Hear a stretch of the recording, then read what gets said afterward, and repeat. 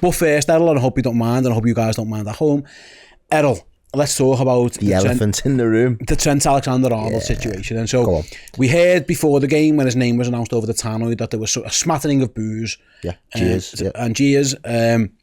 Then when he comes onto the pitch, he is roundly booed. He's booed when he touches the ball. Yeah.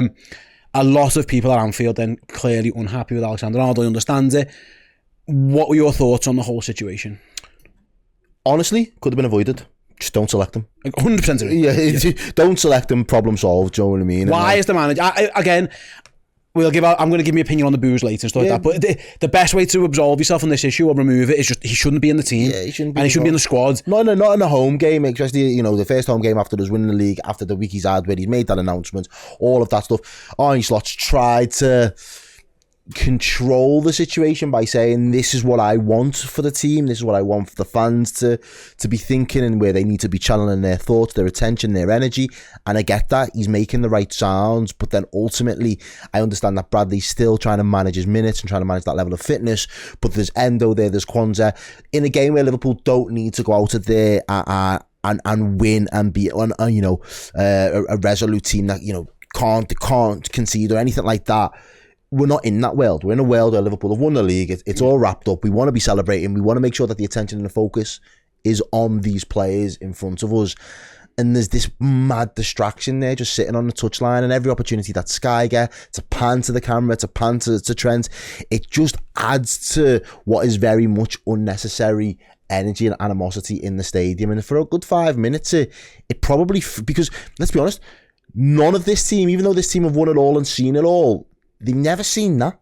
Do you know what I mean? Where one of our own players are not getting the reception that we're used to expecting from them. So it will have been, disruptive. It will have been unnerving for them. They will have had to just think, bloody hell, like, what's going on here? It became very obvious. And unfortunately, I think to protect Trent and in our best interests, I think the smart move would have just been to have left him out of the matchday squad. 100% agree. He shouldn't have been in the squad. There's no need for him to be in the team. Liverpool don't have to win the games. Again, if they were going for the title and they were worried about it, the manager already said Conor Bradley's going to start every game. That's the right decision. You just don't need it. Is my point. On that, Errol, though, the actual booing of him, I'll give my thoughts. And again, this is everyone's entitled to their opinions on this field. Let us know in the comment section. I'll give mine. Errol can give his. You guys can give yours as well. Whether you're in the YouTube comment section, in the Discord, on social media. If you're listening to this as a podcast, feel free to get involved. My opinion on the booing is that I don't like it. Okay. I need to be careful how I phrase these words, because I was going to say you shouldn't boo a Liverpool player. Is he really a Liverpool player? I mean, he's kind of a Real Madrid player. Yeah, he's out the door. I preferred when they were singing There's Only One Conor Bradley. Okay. They sang the Steven Gerrard song. Yeah. I think that's a better way. It's a bit like when we wanted to get rid of Roy Hodgson. We never really booed. We just sang Hodgson for England. Yeah. It's because I just don't like it, I'll be honest. I don't like the boos. And listen, who knows? Liverpool weren't playing particularly well anyway, so Arsenal might have got back into the game anyway. I think it's a bad look. I understand people's frustrations. I must say this. I am not happy with Trent Alexander-Arnold leaving. I've had my say on it. I think it's wrong. I think the way he's gone about it's wrong. I don't understand why a Scouser would want to leave this Liverpool side when he got the chance of being a legend, winning everything. When he said he wants to be the captain of the football club, I have got no sympathy in terms of Trent. I think he should be staying. I think he's wrong to go to Madrid. I just don't like Anfield booing its own players. This should be party time. We are 20-time Premier League champions. These games should be vibes everywhere. It should be fun. It should be party time. It should be celebrating. Like Chelsea away, we got battered at time. Battered's the wrong way. We got beat. When they're scoring a penalty, the away end singing the Arne Slot song.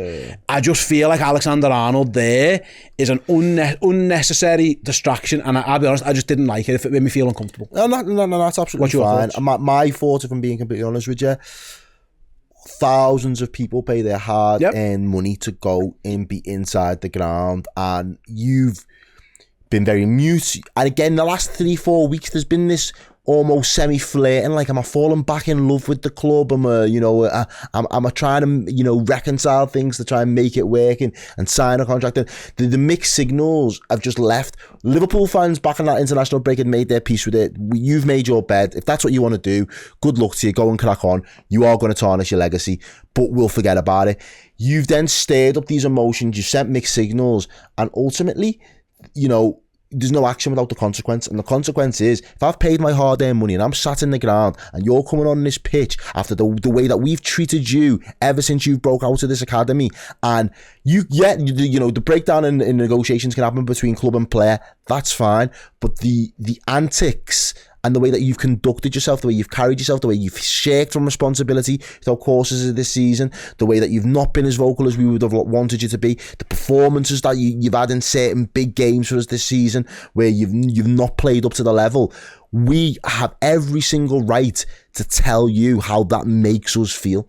And it's not necessarily we are booing you because we do not rate you. We're booing you because you've hurt us. And that hate has to come out one way or another. You can turn off the comments on social media, lad. We made a post a couple of weeks back, turned off the comments, didn't want the backlash, wanted to block out the noise. That's fine. You want to block out the noise, you're entitled to do that. But in the real world, shit goes down. And when you're in the real world, bro, like you have to hold that smoke. And unfortunately, you've made your bed. You have to lie in it. And as a result of lying in it, people will now let you know what they think of that decision you've made based on the hurt that you've made them feel. And to be honest, I'm glad that people feel that hurt, because you know what? It just goes to show how much of a club, an emotional club we can be. Because when the going's good and when you're with us and we're on song with you, we will go to bat and we will die for some of these players. We'll die in the social media comments. We'll die with some of our hot takes. We will die on the pitch for you if you give us the opportunity. We expect the same level of respect back. It needs to be reciprocated, and unfortunately at times this season you can look back and you can document them now. That hasn't been the way that Trent Alexander-Arnold has played his last season here at Liverpool Football Club, and I genuinely think the fans, that emotion was going to go somewhere. No, I agree. It goes back to, he should have been in the team. Arnold's made very few mistakes. I think that was a bad one. He should have done it. I have got no issue with all you said in terms of people being angry at him, people being upset with him, all that kind of stuff. I think almost it'd have been better just nothing, like quiet, or like I say, you don't have to clap him. Of course you're not. But collectively, but again, I think it's that collective thing of without anybody driving that silence. It's the noise that's going to come through. No, and I get it. I completely understand it. That's why you're going to hear the boos. And again, I've had messages from various people who were on the cop. There was literal fights. Yeah. People arguing on the cop about it. My own thought is, I much prefer, let's go back to it, when they started singing There's Only One Conor Bradley, the Ste and Errol song, I much preferred that. That's just my opinion. I understand there's anger. I'm not a particularly big fan of it myself. I didn't like the booing. Yeah. When Curtis goes off, you should have been screaming the scouting on our team. When Conor goes on, There's Only One Conor Bradley, Steve. Those things, because that sends a message as well, and there's always more than one way. I say there's no right and wrong answer. I think collectively, that cacophony of energy spared on those chants that is looking at the future, talking about legends, and then there's the other aspect of it of, no, we're still a little bit hurt here and we're going to let you know that we're hurt. And I think, he's got to be there for the Palace game at home now. It's the last game of the season. We're going to lift the Premier League title and the trophy. He's got to be there. But I think that'll be the last time. I'd hope that'd be the last time we do boo him, really, in any real capacity. And given if it's the last game of the season, if Conor Bradley's there and he's in the matchday squad, start Conor and just bring Jarell Kwanzaa on or Endo on and just be done with it. No, I agree. Save yourself the headache. I think that is definitely number one, is that if the boos have done anything, and it might be positive, he should not be on. Don't even put him on the bench. Just honestly, he doesn't have to be in the ground. Just have him away from it. If you want to start him at Brighton, I can understand it. Yeah. If you want to say, I don't go back to COVID, social distance, Trent, from the squad. Just social distance between now and the first of June. I just never thought I'd see the day when Liverpool. It's sad, and I understand. I have to be careful because I said this before. People go, well, he's not a Liverpool player. I get it, technicalities. I just didn't like it. It made me feel uncomfortable. Yeah. And my overriding thing on it is, right, fill your boots if you want to boom. That's fine, whatever. But for me, we have waited. I'm 37. I have waited my entire life for Liverpool to be Premier League champions, that I can celebrate. I'm going to Palace game, for example. Like, it should be fun, party time. It should be songs. It should be dancing. It should be smoke bombs and balloons. How boss was that feeling outside the ground? Oh, mate, we were outside the ground when that after that Tottenham game, and it was unbelievable. And it should all be that.